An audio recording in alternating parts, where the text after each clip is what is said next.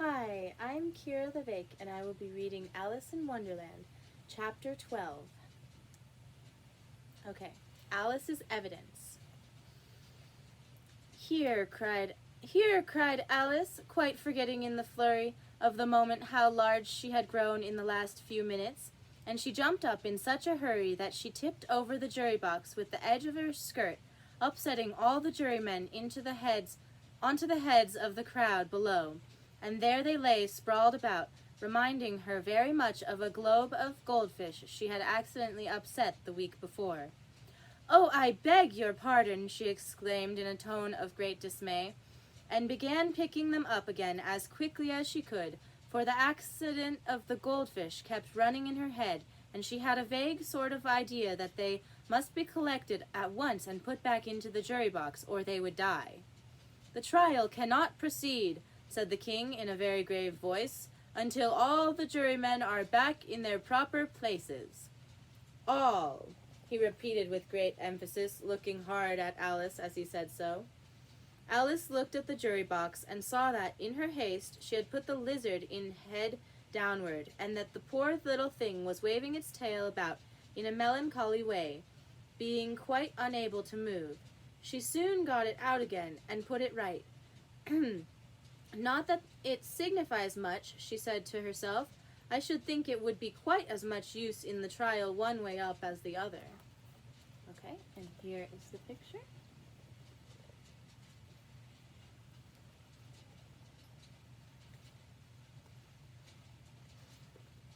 As soon as the jury had a little recovered from the shock of being upset, and their slates and pencils had been found and handed back to them, they set to work very diligently to write out a history of the accident, all except the lizard, who seemed too much overcome to do anything but sit with his mouth wide open, gazing up into the roof of the court. "What do you know about this business?" the king said to Alice. "Nothing," said Alice. "Nothing whatever?" persisted the king. "Nothing whatever," said Alice. "That's very important," the king said, turning to the jury. They were just beginning to write this down on their slates when the White Rabbit interrupted. "Unimportant, your majesty means, of course," he said in a very respectful tone, but frowning and making faces at him as he spoke. "Unimportant, of course I meant," the king hastily said, and went on to himself in an undertone, "important, unimportant, unimportant, important," as if he were trying which word sounded best. Some of the jury wrote it down, important, and some of them unimportant. Alice could see this, as she was near enough to look over their slates, but it doesn't matter a bit, she thought to herself. At this moment the king, who had been for some time busily writing in his notebook, called out, "Silence!" and read out from his book, "Rule 42. All persons more than a mile high to leave the court." Everybody looked at Alice. "I'm not a mile high," said Alice. "You are," said the king. "Nearly 2 miles high," added the queen. "Well, I shan't go at any rate," said Alice. "Besides, that's not a regular rule. You invented it just now." "It's the oldest rule in the book," said the king. "Then it ought to be number 1, said Alice. The king turned pale and shut his notebook hastily. "Consider your verdict," he said to the jury in a low, trembling voice. "There's more evidence to come yet, please your majesty," said the White Rabbit, jumping up in a great hurry. "This paper has just been picked up." "What's in it?" said the queen. "I haven't opened it yet," said the White Rabbit, "but it seems to be a letter, written by the prisoner to somebody." "It must have been that," said the king, "unless it was written to nobody, which isn't usual, you know." "Who is it directed to?" said one of the jurymen. "It isn't directed at all," said the White Rabbit. "In fact, there's nothing written on the outside." He unfolded the paper as he spoke and added, "It isn't a letter after all. It's a set of verses." "Are they in the prisoner's handwriting?" asked another of the jurymen. "No, they're not," said the White Rabbit, "and that's the queerest thing about it." The jury all looked puzzled. "He must have imitated somebody else's hand," said the king. The jury all brightened up again. Please, your majesty, said the knave. I didn't write it, and they can't prove I did. There's no name signed at the end. If you didn't sign it, said the king, that only makes the matter worse. You must have meant some mischief, or else you'd have signed your name like an honest man. There was a general clapping of hands at this. It was the first really clever thing the king had said that day. That proves his guilt, said the queen. It proves nothing of the sort, said Alice. Why, you don't even know what they're about. Read them, said the king. The White Rabbit put on his spectacles. Where shall I begin, please, your majesty, he asked. Begin at the beginning, the king said gravely, and go on till you come to the end. Then stop. These were the verses the White Rabbit read. They told me that you had been to her, and mentioned me to him. She gave me a good character, but said I could not swim. He sent them word I had not gone, we know it to be true. If she should push the matter on, what would become of you? I gave her 1, they gave him 2, you gave us 3 or more. They all returned from him to you, though they were mine before.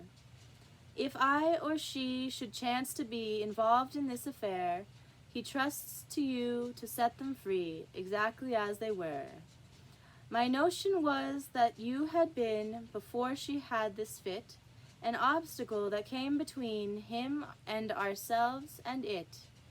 Don't let him know she liked them best, for this must ever be a secret kept from all the rest, between yourself and me. That's the most important piece of evidence we've heard yet, said the king, rubbing his hands. So now, let the jury. If any one of them can explain it, said Alice. She had grown so large in the last few minutes that she wasn't a bit afraid of interrupting him. I'll give him 6 pence. I don't believe there's an atom of meaning in it. The jury all wrote down on their slates, she doesn't believe there's an atom of meaning in it, but none of them attempted to explain the paper. If there's no meaning in it, said the king, that saves a world of trouble, you know, as we needn't try to find any. And yet, I don't know, he went on, spreading out the verses on his knee, and looking at them with one eye. I seem to see some meaning in them after all. Said I could not swim. You can't swim, can you? He added, turning to the knave.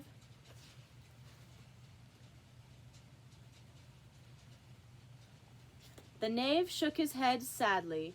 Do I look like it? He said, which he certainly did not, being made entirely of cardboard. All right, so far, said the king, and he went on muttering over the verses to himself. We know it to be true. That's the jury, of course. I gave her 1, they gave him 2. Why, that must be what he did with the tarts, you know. But it goes on. They all returned from him to you, said Alice. Why, there they are, said the king triumphantly, pointing to the tarts on the table. Nothing can be clearer than that. Then again, before she had this fit, you never had fits, my dear, I think, he said to the queen. Never, said the queen furiously, throwing an inkstand at the lizard as she spoke. The unfortunate little Bill had left off writing on his slate with one finger, as he found it made no mark, but he now hastily began again, using the ink that was trickling down his face, as long as it lasted. Then the words don't fit you, said the king. And this is the picture. There's the king and the tarts and the knave and the queen. There was a dead silence. Oh, then the words don't fit you, said the king, looking round the court with a smile. There was a dead silence. It's a pun, the king added in an angry tone, and everybody laughed. Let the jury consider their verdict, the king said, for about the 20th time that day. No, no, said the queen. Sentence first, verdict afterward. Stuff and nonsense, said Alice loudly. The idea of having the sentence first. Hold your tongue, said the queen, turning purple. I won't, said Alice. Off with her head, the queen shouted at the top of her voice. Nobody moved. Who cares for you, said Alice. She had grown to her full size by this time. You're nothing but a pack of cards!" At this, the whole pack rose up into the air and came flying down upon her. She gave a little scream, half of fright and half of anger, and tried to beat them off, and found herself lying on the bank, with her head in the lap of her sister, who was gently brushing away some dead leaves that had fluttered down from the trees onto her face. So this is where all the cards come up and hit her in the face and... "Wake up, Alice dear," said her sister. "Why, what a long sleep you've had." "Oh, I've had such a curious dream," said Alice, and she told her sister, as well as she could remember them, all these strange adventures of hers that you have just been reading about. And when she had finished, her sister kissed her and said, "It was a curious dream, dear, certainly. But now run into your tea. It's getting late." So Alice got up and ran off, thinking while she ran, as well she might, what a wonderful dream it had been. But her sister sat still just as she left her, leaning her head on her hand, watching the setting sun, and thinking of little Alice and all her wonderful adventures, till she too began dreaming after a fashion, and this was her dream. First she dreamed of little Alice herself. Once again the tiny hands were clasped upon her knee, and the bright eager eyes were looking up into hers. She could hear the very tones of her voice, and see that queer little toss of her head to keep back the wandering hair that would always get in her eyes, and still as she listened, or seemed to listen, the whole place around her became alive with the strange creatures of her little sister's dream. The long grass rustled at her feet as the white rabbit hurried by. The frightened mouse splashed his way through the neighboring pool. She could hear the rattle of the teacups as the March Hare and his friends shared their never-ending meal, and the shrill voice of the Queen ordering off her unfortunate guests to execution. Once more the pig baby was sneezing on the Duchess's knee, while plates and dishes crashed around it. Once more the shriek of the griffin, the squeaking of the lizard's slate pencil, and the choking of the suppressed guinea pigs filled the air, mixed up with the distant sob of the miserable mock turtle.